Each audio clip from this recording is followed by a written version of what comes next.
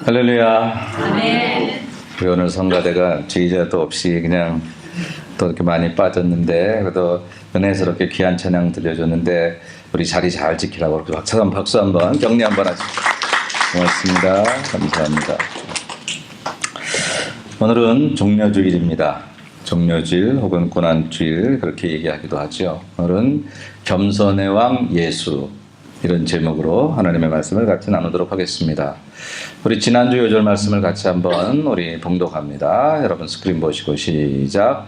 그들이 돌로 스데반을 치니 스데반이 부르짖어 이르되 주 예수여 내 영혼을 받으시옵소서 하고 무릎을 꿇고 크게 불러 이르되 주여 이 죄를 그들에게 돌리지 마옵소서 이 말을 하고 자니라. 아멘. 오늘의 요절 말씀은 오늘은 한 절 말씀이라 한 절 말씀 자체가 오늘 말씀 요절 말씀이겠습니다. 스가랴 9장 9절 말씀을 같이 한번 읽겠습니다. 시온에 따라 크게 기뻐할지어다 예루살렘에 따라 즐거이 부를지어다 보라 내 왕이 내게 임하시나니 그는 공의로우시며 구원을 베푸시며 겸손하여서 나귀를 타시나니 나귀의 작은 것 곧 나귀 새끼니라. 아멘. 오늘이 무슨 주일이라고요? 종려주일. 종려주일이라는 말은 종려나무 거기에서 나온 말입니다. 종려나무는 영어로 팜트리죠. 팜트리 여러분 우리 미국에 와서는 자주 보죠. 한국에서는 잘 못 봤는데 종려나무 가지를 가지고 흔든 그런 사람들로 인해서 예수님 영접해서 그래서 그날을 기리는 말로 우리는 팜 선데이 종려주일이라 그렇게 이야기를 하고 있습니다. 예수님께서 예루살렘에 십자가 지시기에서 입성하셔서 일주일간을 보내시는 그 마지막 일주일간의 이야기가 오늘부터 시작이 되는 건데 요일로 말하면 일요일이지요. 우리는 주일이라고 말하지만 그 일요일 날 예루살렘에 나귀 타고 입성하신 그 날을 우리는 종려주일 혹은 다른 말로 고난주일, 순환주일 그렇게 이야기를 합니다. 근데 성경이 사복음서가 이걸 다 보도하고 있어요. 예수님의 생애 가운데 이 마지막 예수님 생애 일주일을 아주 더 많은 분량을 그리고 자세하게 그렇게 보도하고 있습니다. 오늘 요한복음 12장에 있는 그런 종려주일에 대한 이야기를 우리가 한번 더 읽어보겠습니다. 시작. 그 이튿날에는 명절에 온 큰 무리가 예수께서 예루살렘으로 오신다는 것을 듣고 종려나무 가지를 가지고 맞으러 나가 외치되 호산나 찬송하리로다 주의 이름으로 오시는 이 곧 이스라엘의 왕이시여 하더라. 아멘. 그 이튿날에는 명절, 무슨 명절이죠? 저때 명절이? 네, 유월절이었습니다. 유월절. 출애굽할 때 유월절이 시작이 됐잖아요. 그 유월절 어린 양을 잡아서 문설주에 바르면 재앙이 넘어갔다. 그래서 패스오버 해서 그것을 유월절이라고 불렀는데 이제 짐승이나 황소의 피가 아닌 예수의 피로 우리를 구원하게 하시는 하나님의 계획 가운데 주께서 십자가에 달리시는 그때 절기가 마침 그때 유월절이었다. 우연히 된 게 아니라 하나님의 기가 막힌 시나리오에 따라서 예수님께서 그 하나님의 시나리오에 순종하는 모습으로 그 절기를 맞추시고 그 유월절에 이제 예루살렘으로 입성하셨습니다. 근데 예수께서 오신다는 그런 소식을 듣고 많은 사람들이 모였습니다. 오늘 요한복음 12장에 읽었는데 이 12장 얘기에 보면 그 앞절에 그런 얘기가 있어요. 이 전에 무슨 얘기가 어떤 사건이 있었냐면 예수께서 죽은 나사로를 살리신 사건이 있습니다. 센세이셔널한 그런 사실이었죠. 죽은 사람을 살렸다고, 나사로를 살렸다고. 나사로는 베다니에서 잘 알려져 있는 인물인데 그가 죽었다는 소식도 다 들었었는데 예수께서 그를 살리셨다는 이야기가 들으니까 놀라운 거예요. 근데 그 예수가 오신다니까 사람들이 구름대처럼 예수를 구경하러 몰려들기 시작합니다. 근데 요한복음 12장 9절에 보니까 예수가 오신다는 소식뿐만 아니라 나사로도 구경하려고 사람들이 모여들었다. 그렇게 성경이 기록하고 있어요. 나사로도 보려고. 정말 나사로가 살아났어? 저와 여러분에게 예수의 증거가 있으면 우리 때문에 사람들이 하나님 앞으로 올 거예요. 왜 하나님을 믿는 사람들이 적을까? 우리가 누군가를 탓하기 전에 내게 예수의 증거가 있으면 내게 있는 예수의 증거 때문에 예수의 흔적 때문에 사람들이 나를 통해서라도 주님 보고 싶어서 찾아올 터인데 우리가 한번 이 고난 주간에 우리가 우리 자신들을 자성했으면 좋겠습니다. 누구를 탓할 것 없이 누군가는 나를 보고 예수님을 알아야 될 터인데 하나님 이 땅에 나를 보내시고 수많은 사람들을 만나게 하시는 이유 가운데 하나가 내게 있는 예수의 흔적을 가지고 나를 통해 하나님을 알게 하고 예수님을 알게 하실 터인데 내가 그 역할을 잘 감당하고 있나? 여러분 다른 사람이 여러분을 보시면 어떨 것 같아요? 여러분 보시면 막 기분이 좋은 사람 있겠지요? 누구는 보기만 해도 막 기분이 좋고 즐겁고 어떤 사람은 보기만 해도 열받고 뭐 기분 좋았다 그 사람 보면 열받고 우리 중에는 없습니다. 그렇죠? 근데 만약 그렇게 산다면 그건 참 어리석은 인생인데 나사로 그 사람 보려고 사람들이 몰려들었다는 거예요. 예수님만이 아니라 그에게 예수의 증거가 있기 때문이지요. 근데 또 한편에는 어떤 얘기가 기록이 되어 있냐면 유대의 대제사장들은 그렇게 사람들이 죽은 나사로를 살리신 그 일 때문에 막 사람들이 예수님께 이렇게 몰려드니까 예수를 죽여야 되겠다. 그리고 그 나사로도 죽여야 되겠다. 이렇게 계획을 세워. 요한복음에 그 얘기가 나옵니다. 참 기가 막힌 일이죠. 누군가에게 죽은 자가 살아났다는 것은 얼마나 복된 소식입니까? 그 소식을 같이 기뻐할 수 없다니, 같이 좋아할 수 없다니, 웃을 일을 같이 웃을 수 없다면 사람 사는 거 참 그렇죠. 사랑하는 여러분, 저와 여러분의 삶 가운데 하나님의 행하신 일을 같이 즐거워할 수 있는 사람, 같이 기뻐할 수 있는 사람, 같이 그 영광을 나눌 수 있는 사람들, 하나님 나라의 인맥이 필요합니다. 이렇게 아름다운 일이 있을 때 한쪽에서는 그것을 감추거나 없애거나 그 사람들을 죽이려 하는 일을 하고 있다는 것, 이게 사람 사는 모습 중에 또 한 모습이고요. 참 안타까운 모습인데 우리 주변에 그렇게 그런 일들이 있을 수 있다는 것, 절대 저와 여러분은 그런 사람이 돼서는 안 되리라 생각합니다. 어쨌든 그런 여러 가지 이유들로 사람들이 이렇게 모여들었어요. 그런데 그들이 오늘 본문에 보니까 요한복음 10장에 보니까 종려나무 가지를 가지고 예수님을 맞으러 갔다. 종려나무 팜트리 가지를 가지고 아까 여러분 영상에 보셨죠? 거기서 막 이렇게 흔들었습니다. 영화로 만든 거니까 조금 더 멋있게 만든 것 같아요. 근데 어쨌든 종려나무 가지를 가지고 흔들었는데 왜 종려나무 가지를 가지고 흔들었을까? 거기 뭐 종려나무가 많았나 모양이죠? 라고 생각할 수도 있고 더 중요한 사실은 종려나무는 어떤 의미를 가지고 있냐면 승리, 번성 이런 의미를 가지고 있어요. 그러니까 종려나무를 가지고 흔들었다라는 것은 예수께서 뭔가 이제 대단한 일을 하실 거라는 것을 사람들이 기대했다고 하는 거예요.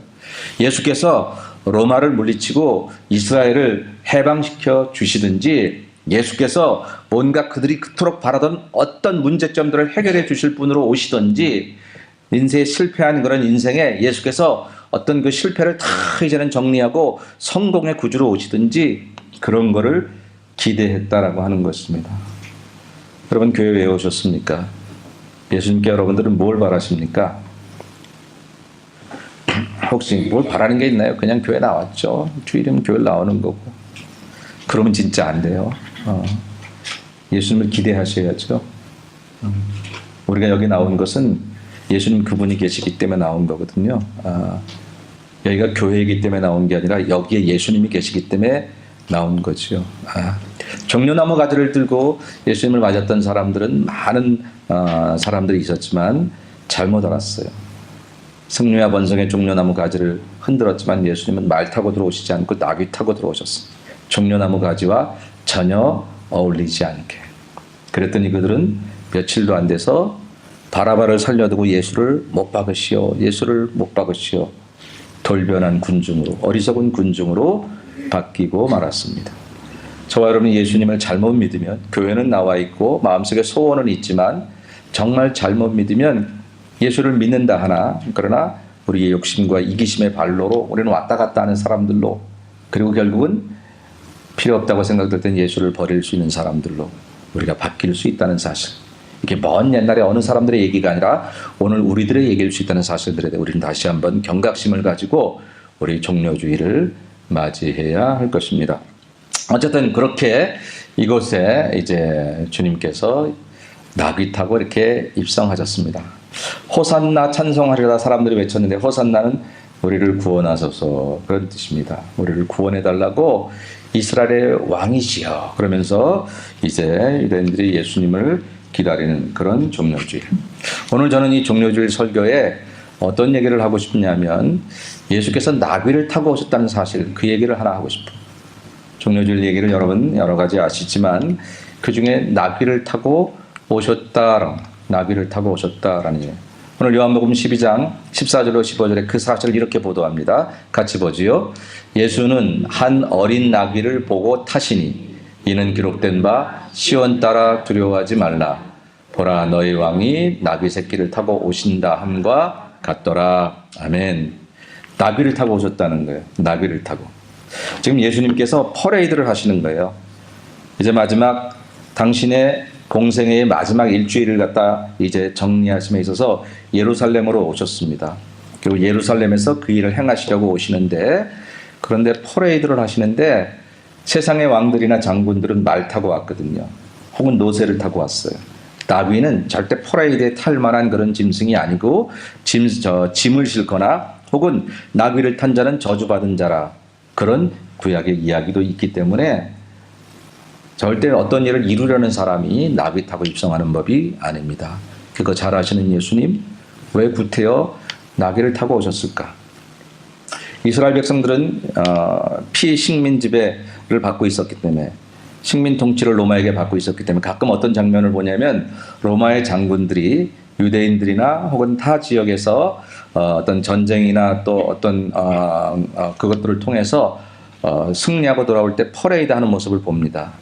그때 대부분의 모습은 화려한 말들, 특별히 백마, 이런 말들이 끄는 마차를 장군이나 왕이 타고, 그리고 그 뒤에는 그 전쟁에서 승리해서 잡아온 포로들이나 많은 전리품들을 끌고, 그리고 이 전쟁에서 내가 이겼다라는 것을 과시하듯이 딱 마차에 올라타서 흰 백마가 끄는 이제 그런 말들 앞에서 아주 위험 있게 당당하게 사람들 사이를 행진하는 그런 퍼레이드를 봅니다. 그러면 사람들은 거기에서 그냥 고개를 어떤 땐 잘 들지도 못하고 떨구고 봐야 되고, 그 가는 길에 가로막았던 큰일이 나고, 그렇게 위험 있는 행차들을 그는 가끔 유대인들은 볼 수 있었지요. 아마 예수님께서 그분을 왕으로 기대한다고 한다면 예수님에게도 그런 것을 기대했을지 모릅니다. 그런데 예수님은 그렇게 안 하셨어요. 나귀 타고 오셨어요. 처음에 예수님을 기다리던 이스라엘 백성들도 예수님을 기다릴 때 왕궁에 오실까? 화려한 곳에 오실까? 대단한 곳에 오실까? 그렇게 기다렸지만 그런 곳에 예수님 오셨다는 소식이 없었어요. 그런데 말구유에 예수께서 오시고, 그것도 사람 가운데도 가장 그 당시에 천민으로 취급을 받던 목자들에게. 왜 목자들이 천민으로 취급을 받았느냐면 이스라엘 백성들은 들어오고 나가면서 늘 손발을 닦는 그들의 율례가 있었어요. 근데 목자들은 늘 짐승들하고 같이 있었기 때문에 그런 것들을 지킬 수가 없어요. 늘 짐승들하고 사는데 언제 들어오고 나가면 손발 닦고 있어요.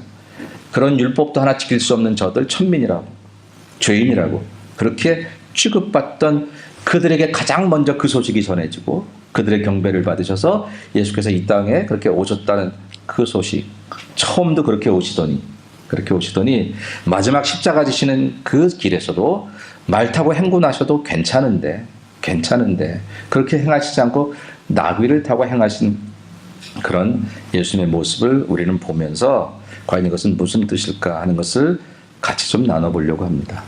저는 이번 주간을 제가 영적으로 상상하면서 나도 이번 주간에 나귀를 타야 되겠다, 이런 생각을 하고 여러분들에게 말씀을 드리는 거예요. 여러분들 이번 주간에는 나귀를 타셔야 될 거예요. 그동안 이기기 위해서 말 타고 너를 눌러야 내가 올라가고 내가 너보다 잘났다는 것을 확인해야 내가 기쁘고 이렇게 살았던 우리들, 이번 주만큼은 그 말에서 다 내려오고 그 자리에서 다 내려와서 사실 초라하고 어찌 보면 우스꽝스러울 수도 있는 나귀 타고 우리에게 주어진 길을 한번 걸어보면 우리 예수님의 그 심정을 조금 이해할 수 있지 않을까?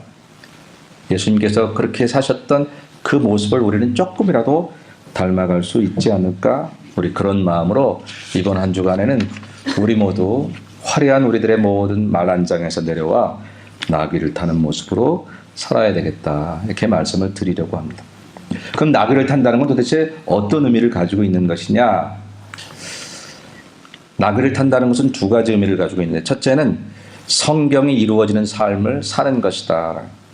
예수님께서 굳이 나귀를 타셔야 되겠다라고 얘기를 했어요.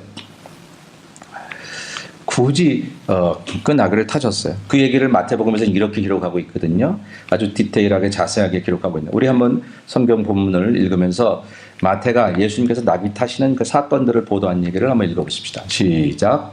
그들이 예루살렘에 가까이 가서 감람산 벳바게에 이르러 때에 예수께서 두 제자를 보내시며 이르시되 너희는 맞은편 마을로 가라. 그리하면 곧 매인 나귀와 나귀 새끼가 함께 있는 것을 보리니 풀어 내게로 잡고 오라.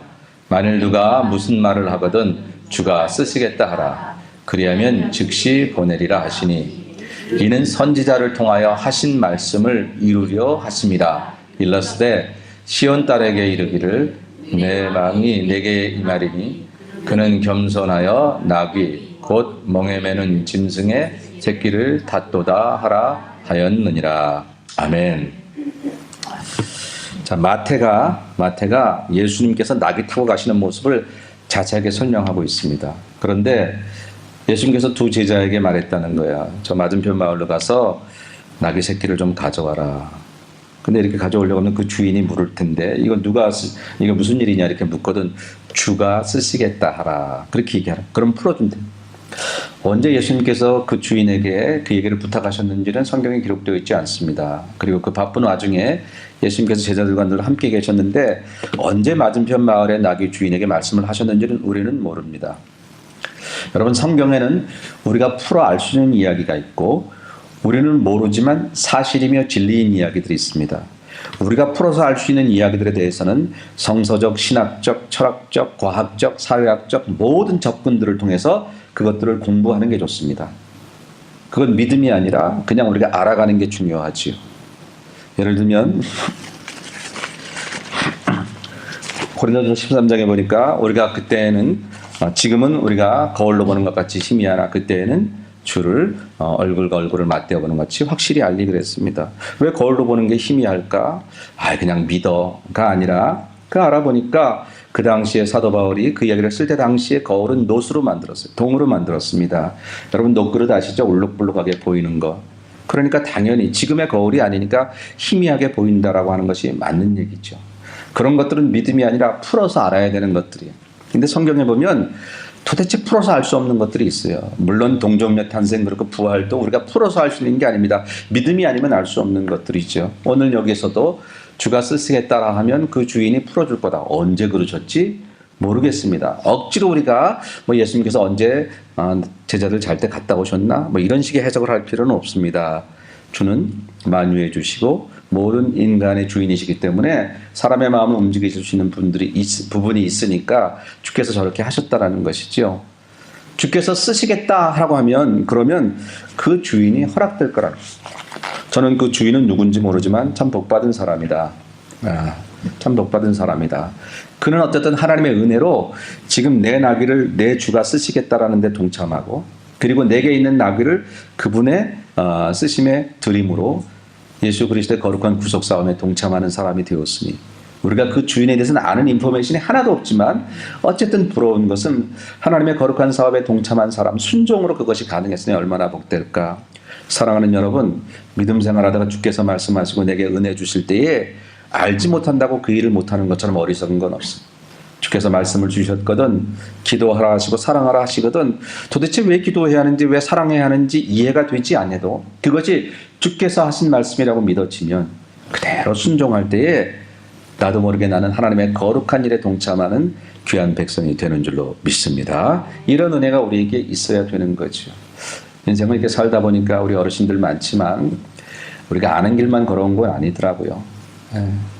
똑똑하게 정신 차리고 눈 크게 뜨고 그냥 다 내가 알아서 인생을 살아온 것 같지만 사실 모르고 걸어온 길이 더 좋은 길도 많았고 안다고 선택했던 그 길이 내게 큰 패착이 되었던 일들이 얼마나 많은지 모릅니다. 저와 여러분이 주님 믿는 믿음 가지고 늘 순종하면 때로 우리가 아는 길이 아닌 것 같아도 우리가 걸어가 놓으면 우리가 순종해 놓으면 그것이 좋았던 일들이 얼마나 많은지 몰라요. 교회 처음 나고 예수 처음 믿을 때 기도해야 돼, 예배 드려야 돼 싫지요.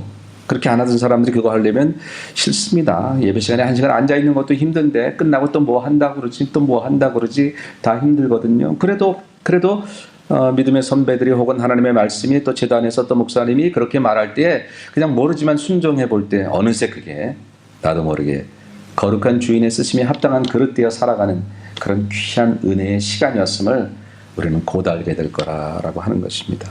이번 고난 주간, 이번 주간에 여러분 아는 것만 살려고 하지 마시고 이미 들었던 수많은 말씀 가운데 갑자기 떠오르거든 그 말씀에 순종하고 그 말씀에 여러분들이 그 자리를 잘 이렇게 지켜나갈 때에 저와 여러분이 저 주인처럼 주님의 쓰심에 합당한 그런 아름다운 삶을 살게 될 줄로 믿습니다. 그런데 이제 그렇게 말씀하셨어요. 그렇게 말씀하시고 나귀를 가지고 왔어요. 근데 마태는 뭐라고 기록하냐면 이는 선지자를 통하여 하신 말씀을 이루려 하십니다. 이 일이 성경 말씀을 이루려 하십니다라고 하는 것입니다. 실제로 예수님은 하나님의 말씀을 자기의 삶 가운데 이루는데 모든 정신을 쏟았던 분이십니다. 세례요한에게 세례를 받으러 가셨어요. 마가복음 1장에 보니까 세례요한의 세례는 회개의 물세례라 그랬습니다. 예수님은 회개 세례를 받을 필요가 없으셨어요. 예수님이 회개할 세례가 필요가 없었어. 근데 세례요한에게 그 세례를 받으러 갔어요. 세례요한이 어찌 나에게 오십니까? 내가 당신에게 세례 받아야지. 어찌 나에게 오십니까? 그때 예수께서는 이 일을 이루라. 하나님께서 원하시는 일이라. 그리고 세례를 받을 때 하늘에서 성부 하나님의 목소리가 들렸고 성령 비둘기 같은 성령이 내리셨고 성자 예수님이 거기서 세례를 받으시는 삼위일체 하나님의 거룩한 합치가 나타났던 것을 우리는 봅니다. 그는 하나님의 뜻이 내게 이루어지는 게 그분의 삶이었어요. 겟세마네 동산에서 기도하실 때 이 잔을 내게서 지울 수만 있다면, 내게서 지나가게 할 수만 있다면 정말 지나갔으면 좋겠다. 너무 힘이 드니까. 그러나 내 원대로 마옵시고 아버지의 뜻대로 하옵소서. 그렇게 말씀하셨던 예수님. 하나님의 뜻이 내게서 이루어지기를, 지금 힘들고 괴롭지만 하나님의 아들이지만 사람으로 태어나셔서 사람이 겪는 고통 속에, 극한 고통 속에 이 잔을 좀 버릴 수만 있다면, 이 잔을 좀 지나가게 할 수만 있다면, 그러나 아버지의 뜻이 내 안에서 이루어지는 삶을 살기를 원하셨기에 그 고통을 감내하셨던 예수님. 요한복음 6장에 보면 예수님은 당신을 가리켜서 나를 보내신 그분의 뜻을 이루는 게 내 삶의 목적이라고 얘기하고 있습니다. 제가 신학교를 들어가고 참 젊을 때 저에게 큰 영향을 끼쳤던 말씀 중에 하나가 요한복음 6장입니다. 거기에 예수님께서는 내가 이 땅에 온 것은 나를 보내신 뜻을 이루기 위해서 왔다는 거예요. 여우도 굴이 있고 참새도 다 제 집이 있는데 인자는 머리 들 것이 없다고, 나그네 같은 삶을 사신다고 그렇게 말씀하셨는데, 정처 없는 나그네가 아니라 나를 보내신 이가 계시고 또 내가 가야 할 곳이 있는 그런 보냄받은 나그네. 제가 제일 좋아했던 말이 보냄을 받은 나그네, 그런 말이었어. 예. 부족하지만 나도 하나님이 보내셔서 이 신학의 길을, 이 목사의 길을 간다, 그런 마음으로 제가 신학을 했던 그 기억들이 있습니다. 그때 요한복음 6장에서 예수께서 늘 당신을 보내셨던 그분의 뜻을 이루기 위해서 최선을 다하셨던 모습을 봅니다. 예수님의 관심은 하나님의 말씀이 내 삶을 통해서 이루어지는 것, 그것이 주께서 원하신, 나귀를 탄 것도 말 타는 게 더 좋은 줄 알지만, 말이 더 화려하고 당장 그 당시에 사람들에게 더 인기를 끌 수 있는 것 알지만, 나귀를 타신 것은 오늘 마태가 그 이야기를 보도할 때 하나님의 영으로 감동해서 보도하기를, 이건 분명히 그분이 성경의 말씀을 그대로 이루기 위해서 이렇게 하신 것이다 라고 기록을 했다라고 하는 것입니다. 그러면 여러분은 어떻게 해야 돼요? 저와 여러분도 우리를 향하신 하나님의 뜻이 우리 삶을 통해서 나타나고 성취될 수 있는 삶을 사셔야 된다. 교회 와서 예배드리는 거 귀하지만 이거보다 더 귀한 것은 예배드리고 나가면서 이제 우리는 하나님께서 내게 행하기를 원하시는 그 말씀이 내 하루 24시간 일주일의 삶을 통해서 이루어지고 성취되기를 바라는 것.